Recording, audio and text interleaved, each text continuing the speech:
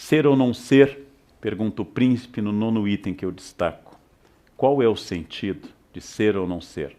O verbo to be, vocês sabem que em inglês pode ser tudo. Pintar, serzir, remendar, bordar, adicionar. O verbo to be é o primeiro e único verbo que os professores de inglês ensinam a vida inteira na escola. Porque ser ou não ser pode ser traduzido, como fazem alguns tradutores recentes, por existir ou não existir. Cada época diz uma leitura. O próprio Hamlet dá uma pista ao dizer a Horácio que ele entregaria de bom grado seu coração a um homem que fosse senhor das suas emoções. Porque uma pessoa passional é uma pessoa perigosa. Domínio de si. A pessoa que tem domínio de si, pensa o príncipe, é a pessoa que jamais se ofenderá. Como eu já disse em sala de aula várias vezes, eu só posso me ofender se eu não me conhecer. Alguém me insulta dizendo algo sobre uma questão pessoal. Só há duas hipóteses. A pessoa está dizendo a verdade, ou ela está mentindo. Dizem que minha mãe é de moral duvidosa, insulto básico. Eu reflito sobre a biografia da minha mãe e não constato na biografia dela nenhuma indicação de que ela tenha tido moral duvidosa. Pelo contrário, sua aparência nas fotos, nunca sorrindo, é de alguém que foi fiel a vida inteira a um único marido. Jamais aquele sorriso largo de uma pessoa que viveu abertamente no mundo. Ora, com isso o que eu estou constatando? Dizem que minha mãe é isso. Ela não é, logo eu não posso ficar ofendido. E se ela fosse, também não poderia ficar ofendido. Alguém no trânsito me grita algo sobre uma opção sexual possível que o motorista que eu fechei interpreta que eu tenha. Duas hipóteses, de fato eu tenho e não me ofendo. Ou de fato eu não tenho e não me ofendo. É como alguém me gritar careca e eu digo, bom, você vê, né? É sinal de que você é dotado da visão. Ou seja, o estoicismo de Hamlet é o estoicismo de quem se conhece. Quem pode ofendê-lo? Quando Polônio lhe pergunta o que o senhor está lendo, ele diz, palavras, palavras, palavras. E o Polônio vai começar a perceber que, debochando dele, Hamlet não perdeu a razão, mas está num outro tipo de sabedoria. Um homem que domina a si é um homem a quem Hamlet entregaria seu coração. A consciência moderna nos leva ao grande mal da modernidade que ninguém resolveu e Hamlet apenas destapou essa pequena caixa de Pandora, a solidão estrutural da consciência moderna. Somos seres solitários.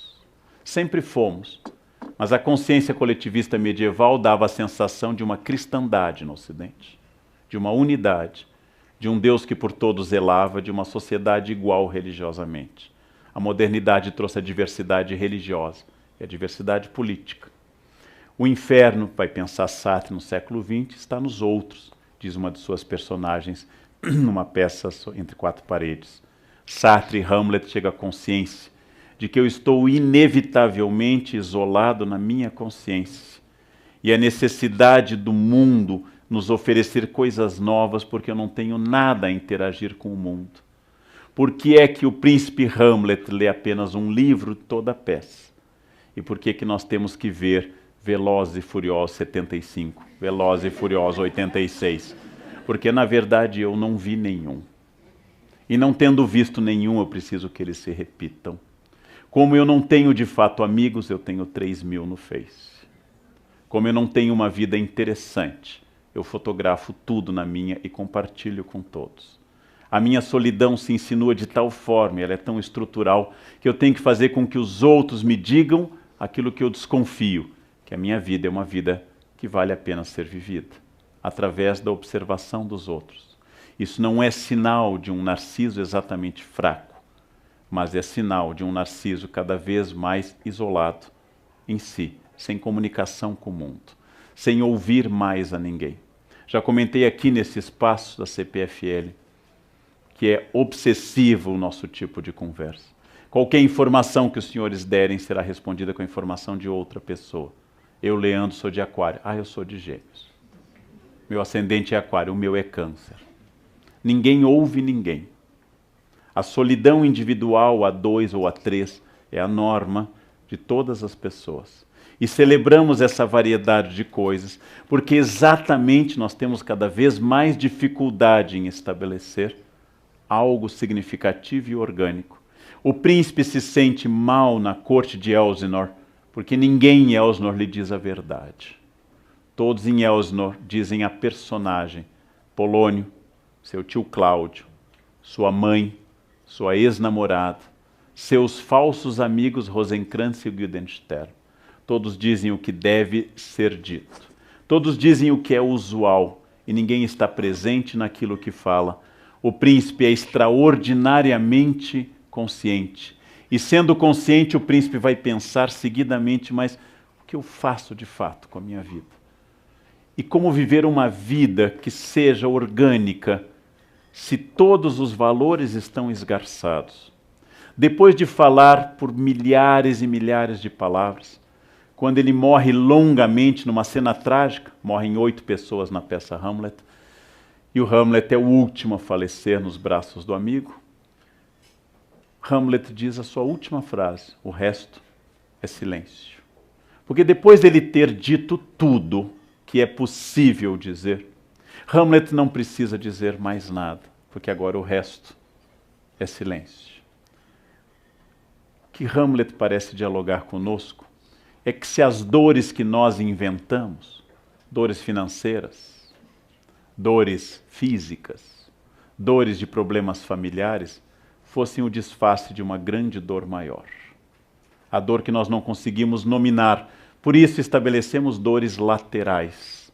Por isso estabelecemos que eu esteja bem ou não naquele dia.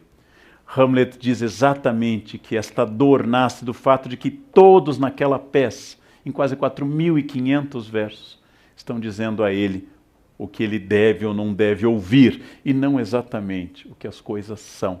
Hamlet objetivamente está olhando para o mundo e dizendo: quando é que haverá alguém que vai me dizer o que as coisas são? Quando alguém parará de dizer o que deve ser? Quando alguém parará de colocar fantasias, de beber muito, ele reclama da bebedeira da corte, de disfarçar sua dor? Quando alguém começará a estar presente naquilo que fala? Quando as pessoas começarão a ser e deixarão de não ser? Esta é uma pergunta muito dura de ser respondida.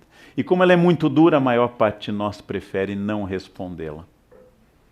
Como nós falamos muito, é provável que nós falemos muito, e todo instante, ao celular, no WhatsApp, porque nós não temos mais nada a dizer. E não tendo nada a dizer, eu preencho esse vazio insuportável com falas constantes. Hamlet nos convida a olhar, essa é uma cena que não está prevista na peça, mas assim foi interpretada desde o século XVII, a olhar para uma caveira. Quando ele faz o seu monólogo olhando para uma caveira. E perguntar decididamente, diante da morte inevitável, quem é que eu sou de verdade, quando os outros que eu acho, que me julgam pelo que eu devo ser, tiverem desaparecido. Por que é que eu não vivo desse jeito? Meu pai e minha mãe, Sartre chamaria má fé, Hamlet chamaria apenas Polônio, ou seja, a encenação, a etiqueta. Não, eu não posso fazer isso, o que minha família diria? Muito ou nada, mas igualmente irrelevante.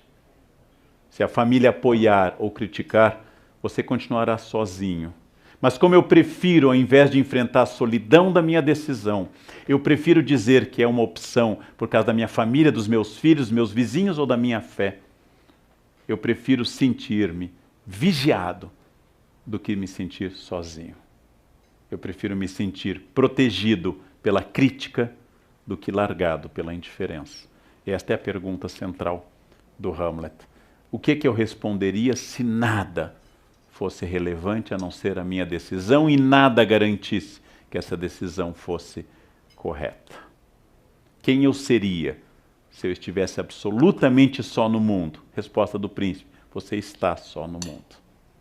Até porque sua vida será sempre solitária, com outros solitários ao seu redor, dando opiniões sobre eles, e você interagindo, dando opinião sobre si. E dizendo que você não toma essa decisão porque o outro é o obstáculo.